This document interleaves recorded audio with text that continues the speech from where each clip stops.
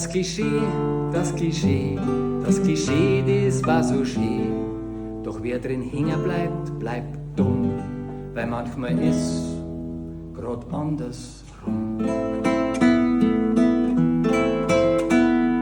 Nicht jeder Himmel ist weiß-blau, nicht jeder Bauer sucht eine Frau, nicht jeder Manager lässt sich stressen, nicht jeder Dicke hat's viel gegessen, nicht jeder Profi ist auch gut, nicht jeder Bürger hat ein Wort, nicht jeder Moslem ist ein Islamist, nicht jeder Flüchtling ist ein Terrorist, nicht jeder Richter ist gerecht, nicht jeder Schwangeren wird schlecht, nicht jede Business Lady ist eine Rabenmutter, nicht jeder Butter ist ein Meckebutter.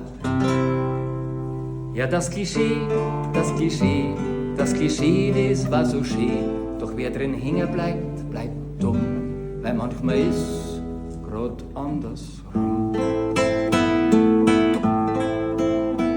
Nicht jeder Chef ist wirklich tough, nicht jede Ehefrau ganz brav, nicht jeder schaut am Abend fern, nicht jeder Schwarze trommelt gern, nicht jeder Geburtstag ist auch rund, nicht jeder Veganer lebt gesund, nicht jede Show ist unterhaltsam, nicht jeder Pfarrer lebt enthaltsam, nicht jeder Gescheite hat studiert, nicht jede Hausfrau ist frustriert, nicht jeder Studierte ist auch gescheit, nicht jeder Rentner hat viel Zeit. Ja, das Klischee, gell, das Klischee, das war so schön. Doch wer drin hängen bleibt, bleibt dumm, weil manchmal ist grad andersrum.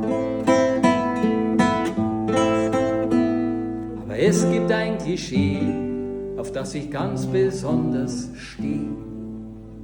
Und das ist das Negligé.